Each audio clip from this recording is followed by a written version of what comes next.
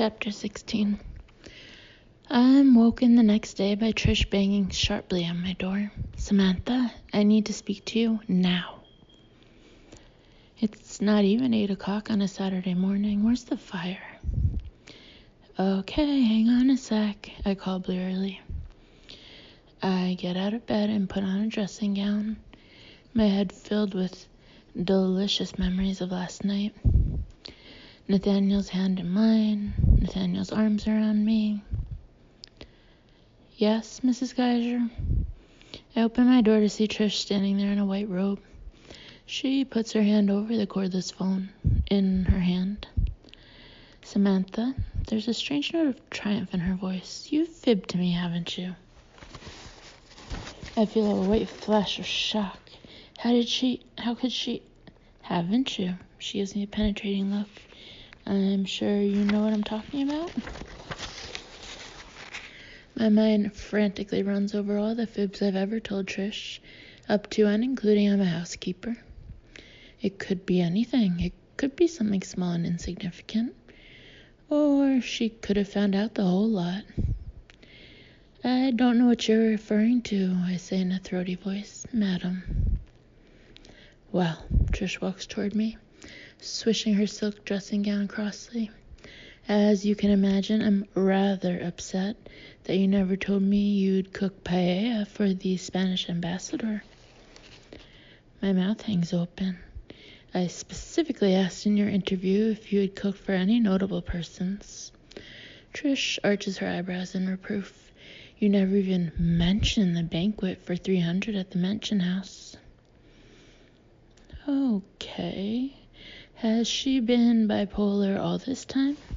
That would explain a lot. Mrs. Geiger, I say, a little nervous. Would you like to sit down? No, thank you, she says crisply. I'm still on the phone with Lady Edgarly. Freya's on the phone? Lady Edgarly? Trish lifts the phone up to her ear. You're quite right. Far too unassuming. She looks up. Lady Edgarly would like to have a word with you. She hands me the phone, and in a blur of incredulity, I lift it to my ear. Hello? Samantha, Freya's familiar raspy voice erupts into my ear through a sea of static. Are you okay? What the fuck is going on? I'm fine. I glance at Trish, who is standing approximately 2 meters away. I'll just go somewhere a bit more... Ignoring Trish's laser-like eyes, I hurry into my bedroom and close the door tight. Then I lift the phone to my ear again. I'm fine. I feel a rush of joy to be talking to Freya again. It's so amazing to hear from you. What on earth's going on? She demands again. I got this message, but it made no sense. You're a housekeeper? Is this some huge wind-up? No. I glance at the door, then move into the bathroom and turn the fan on. I'm a full-time housekeeper, I say in a lower voice. I've left my job at Carter Spink. You've quit? Says Freya. Just like that. I didn't quit. I was thrown out. I made a mistake, and they fired me. It's still hard to say, or even to think about. You were thrown out for a simple mistake? Freya sounds outraged. Jesus H. Christ, these people. It wasn't a simple mistake. I cut her off in mid-flow. It was a really big, important mistake. Anyway, that's what happened, and I decided to do something different. Become a housekeeper for a bit. You decided to become a housekeeper, echoes Freya slowly. Samantha, did you totally lose your mind? Why not? I say defensively. You were the one who said I should have a break. But a housekeeper? You can't cook. Well, I know. I mean, you really can't cook? She's giggling now. I've seen your cooking and your non-existent cleaning. I know. It was a bit of a nightmare to begin with, but I'm kind of learning. You'd be surprised. Do you have to wear an apron? I've got this hideous nylon uniform. I'm snuffling with laughter now, and I call them Madam and Sir, and I curtsy. Samantha, this is insane, says Freya. Absolutely insane. You cannot stay there. I'm going to rescue you. I'll fly back tomorrow. No, I say with more vehemence than I intended. No, I'm having a good time. I halt abruptly, but Freya's too quick off the mark for me. A man? She exclaims in delight. Well, yes. That's fantastic. About time, too. Only he better not be another jury lawyer. Don't worry. I feel an unwilling grin come to my face. He's not. Details? It's early days, but he's, nice. Well, even so, if you want to escape, I'm only a phone call away. You can stay at our place. Thanks, Freya. I feel a tug of affection for her. No problem. Samantha? Yes. There's a long silence until I think the line must have cut out. What about the law? Says Freya at last. What about partnership? I know I gave you a hard time about it, but it was your dream. Are you just going to abandon it? I push down a twinge of deep, buried grief. That dream's over, I say shortly. Partners don't make 50 million quid mistakes. 50 million quid? Uh-huh. Jesus. I hear her sharp intake of breath. I had no idea. I can't imagine how you've coped with all that. It's fine. I cut her off. I've got over it. Freya sighs. I had a feeling something was up. I tried to send you an email the other day via the Carter Spink website, but your page was gone. Really? I feel an odd tweak inside. And then I thought, she breaks off, and I can hear some kind of mayhem in the background. Oh, bugger, our transport's here. Listen, I'll call again soon. Wait, I say urgently. Before you go, Freya, what on earth did you say to Trish about the Spanish ambassador and the mansion house? Oh, that. Well, she kept asking questions, so I thought I'd better make some stuff up. I said you could fold napkins into a scene from Swan Lake and make ice sculptures. And David Lindley once asked for your cheese straw recipe. Freya, I closed my eyes. I made quite a lot up, actually. She laughed it up. I have to go, babe. Love you. Love you, too. The phone goes dead, and I stand motionless for a moment, the bathroom suddenly very silent, without Freya's husky voice in my ear. I look at my watch. It's still early. I've got time to have a look. 3 minutes later, I'm sitting at Eddie's desk, tapping my fingers as I wait for the internet connection to work. I asked Trish if I could possibly send an email of thanks to Lady Edgarly, and she was only too eager to open up the study for me and loiter behind the chair until I politely asked her for some privacy. Eddie's homepage opens, and I immediately type in www.carterspink.com. As the familiar purple logo appears and describes a 360-degree circle on the screen, I can feel all the old tensions rising, like leaves from the bottom of a pond. Taking a deep breath, I click swiftly past the introduction, straight to associates. The list comes up, and Freya's right. The names segue straight from Snell to Taylor. No sweeting. I tell myself to be rational. Of course they've taken me off. I've been fired. What else did I expect? That was my old life, and I'm not concerned with it anymore. I should just close down, go to Iris's house, and forget about it. That's what I should do.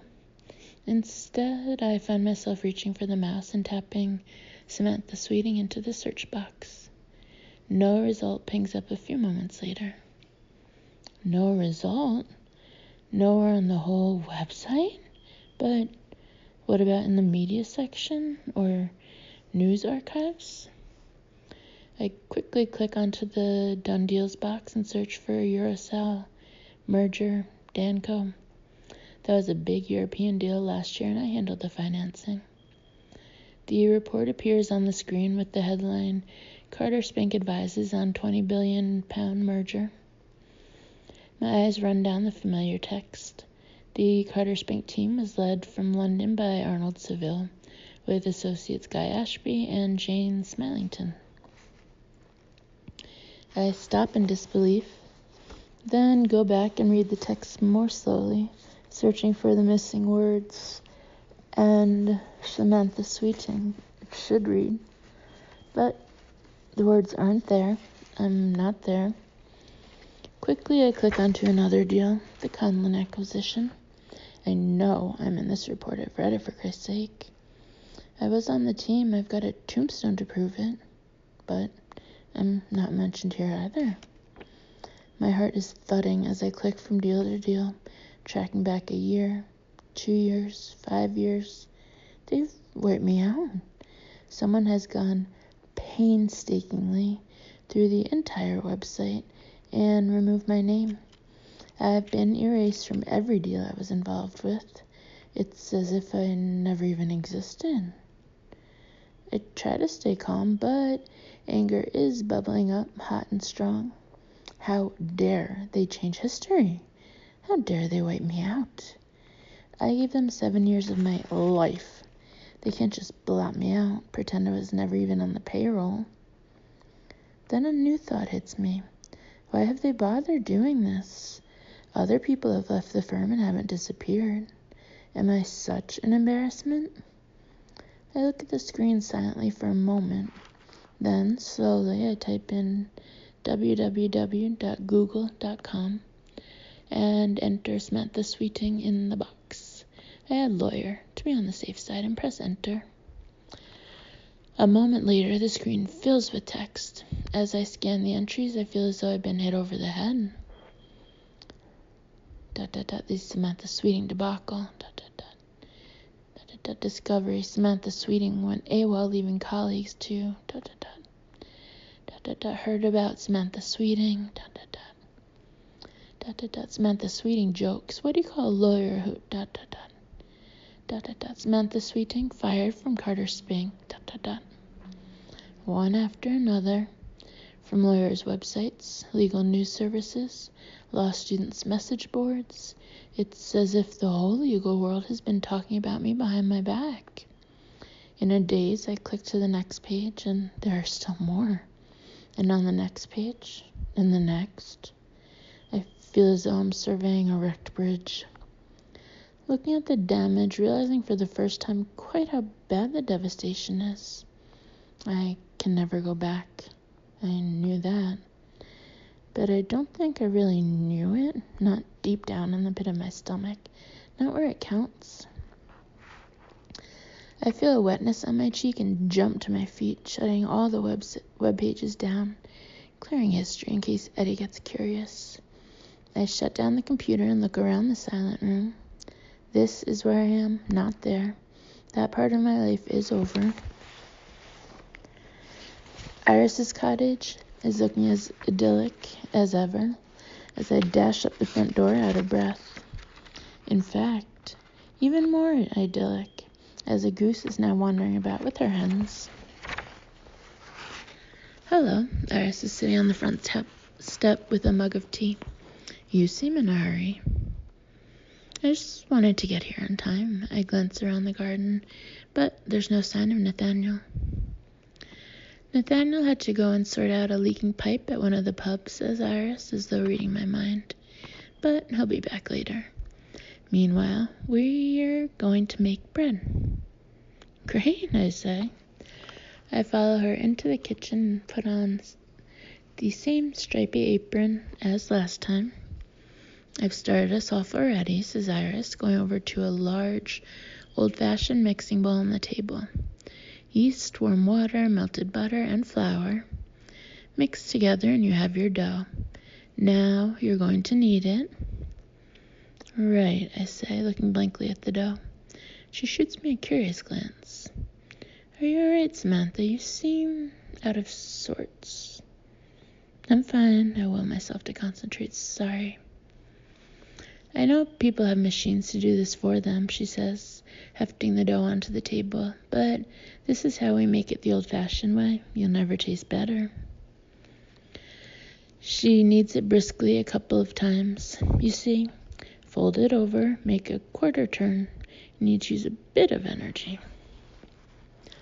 Cautiously, I plunge my hands into the soft dough and try to imitate her. That's it, says Iris, watching carefully. Get into a rhythm and really work it.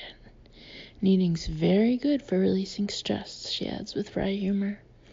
Pretend you're bashing all your worst enemies. I'll do that, I manage a cheerful tone. But there's a knot of tension in my chest, which doesn't dwindle away as I knead. In fact, the more I fold and turn the dough, the worse it seems to get.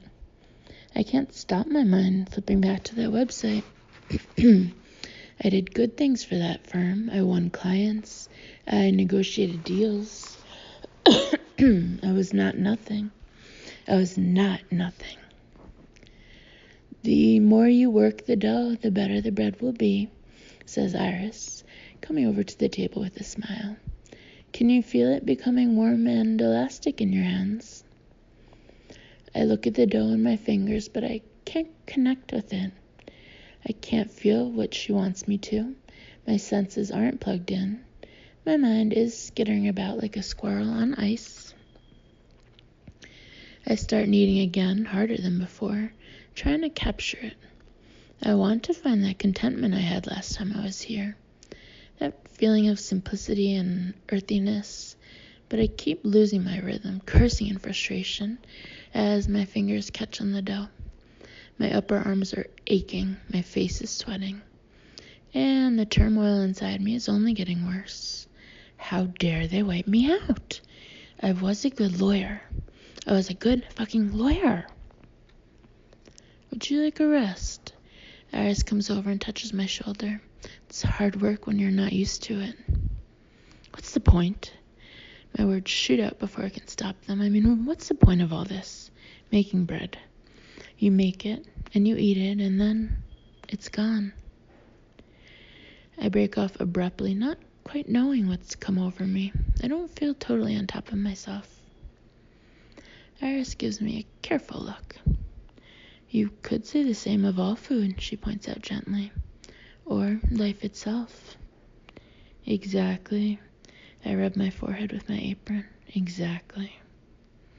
I don't know what I'm saying. Why am I picking a fight with Iris? I must calm down.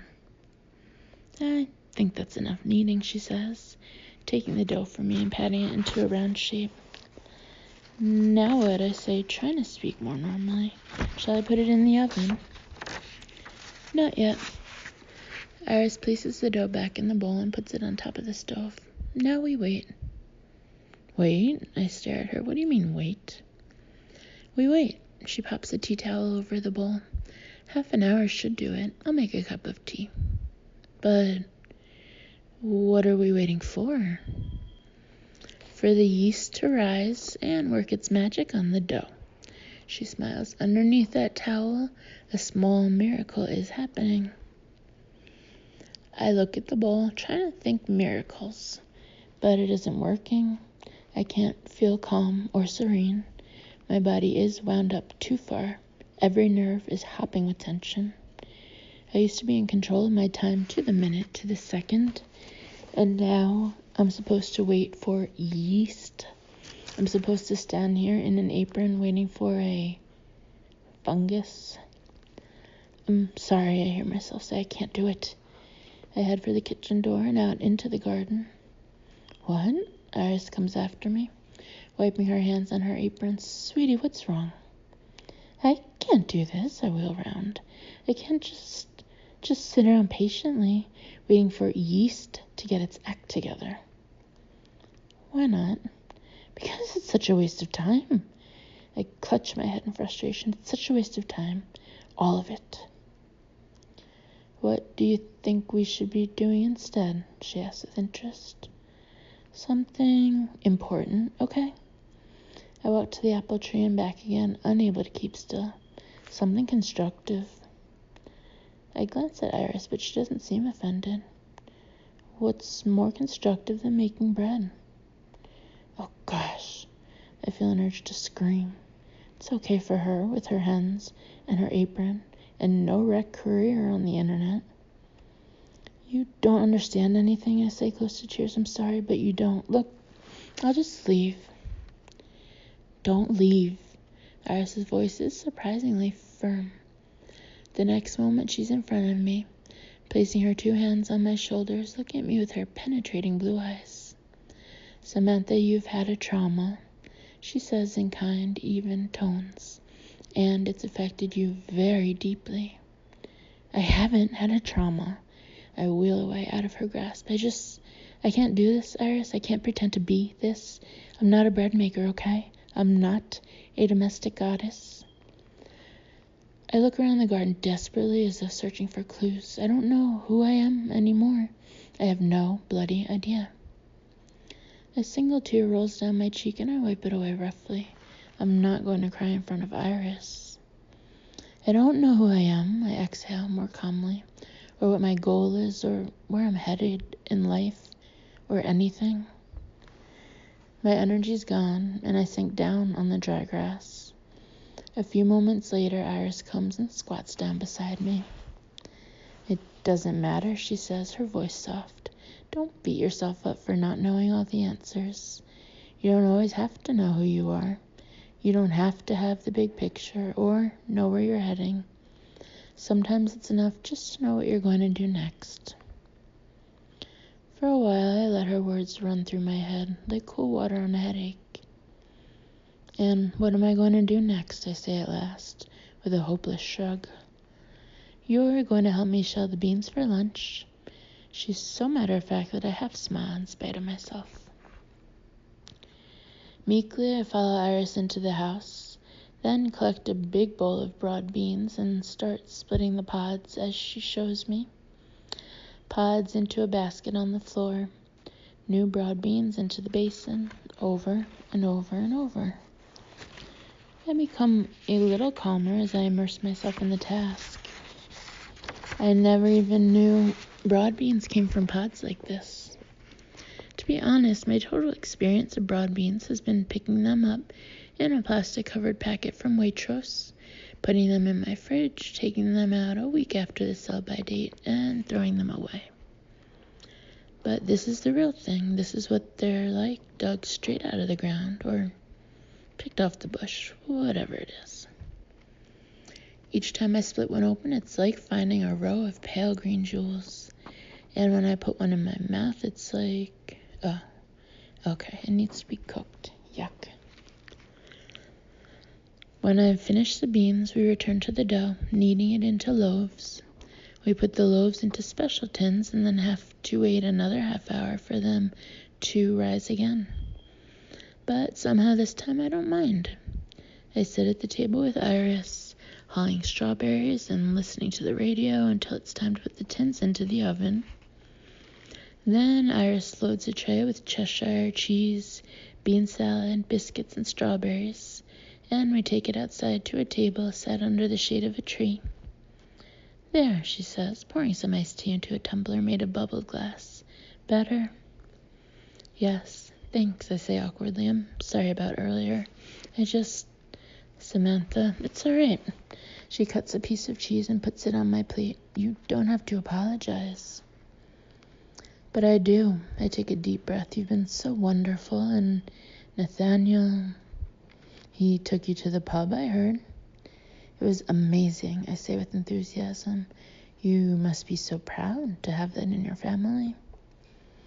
Iris nods. Those pubs have been run by Bluets for generations. She sits down and helps us both to bean salad, dressed with oil and speckled with herbs. I take a bite, and it's absolutely delicious. It must have been hard when your husband died, I venture cautiously. Everything was in a mess, Iris sounds matter-of-fact. A chicken wanders over to the table and she shoos it away. There were financial difficulties. I wasn't well. If it hadn't been for Nathaniel, we might have lost all of the pubs. He made sure they got back on track. for his father's memory. Her eyes cloud a little and she hesitates. You never know how things are going to turn out, however much you plan, but you already know that. I always thought my life would be a certain way, I say, gazing down at my plate. I had it all mapped out. But it didn't happen like that. For a few seconds, I can't answer. I'm remembering the moment I heard I was going to be partner. That instant of undiluted, dazzling joy. When I thought my life had finally fallen into place. When I thought everything was perfect. No, I say, trying to keep my voice level. It didn't happen like that. Iris is watching me with such clear, empathetic eyes, I almost believe she's able to read my mind. Don't be too hard on yourself, chicken, she says. We all flounder. I can't imagine Iris ever floundering. She seems so put together. Oh, I floundered, she says, reading my expression. After Benjamin went, it was so sudden. Everything I thought I had, gone overnight. So, what did you... I spread my hands helplessly. I found another way, she says, but it took time. For a moment she holds my gaze, then looks at her watch. Speaking of which, I'll make some coffee and see how that bread's getting on. I get up to follow her, but she bets me down again. Sit, stay, relax. So I sit at the dappled sunlight, sipping my iced tea, trying to relax, trying to enjoy the present, just sitting here in a beautiful garden. But emotions are still darting around me like unsettled fish. Another way. But I don't know any other way. I feel like the light's gone out, and I'm feeling my way forward one step at a time, and all I know is I can't go back to what I was. I clench my eyes shut, trying to clear my mind. I should never have looked at that website. I should never have read those comments. Hold out your arms, Samantha. Iris's voice is suddenly behind me. Close your eyes. Go on. I have no idea what she's up to, but I keep my eyes closed and hold out my arms. The next moment, I feel something warm being put into them. A yeasty smell is rising up.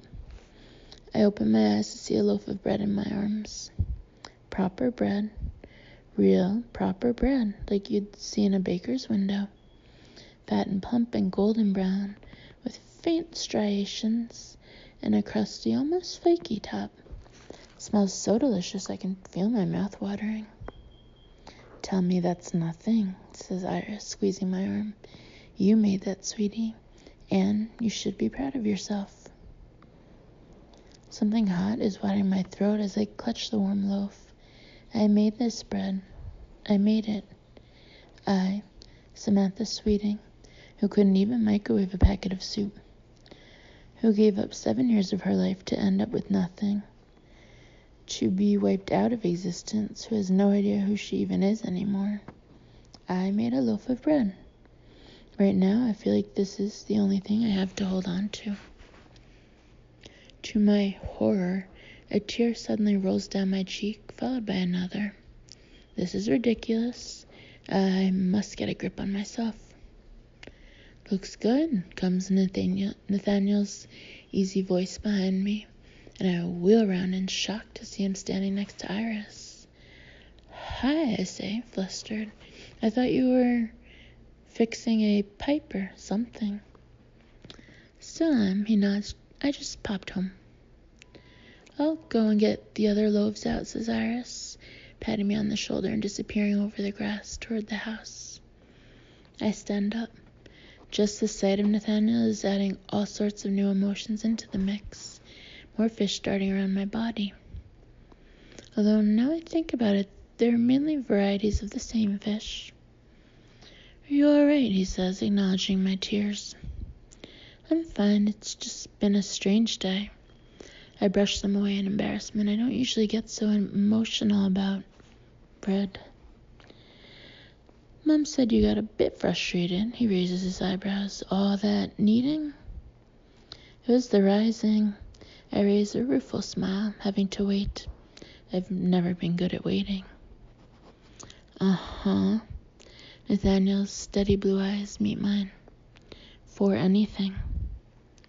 Somehow I seem to be edging closer and closer to him. I'm not entirely sure how. I have to have things now. Uh-huh. We're inches apart, and as I gaze up at him, breathing hard, all the frustrations and shocks of the last couple of weeks are distilling inside me.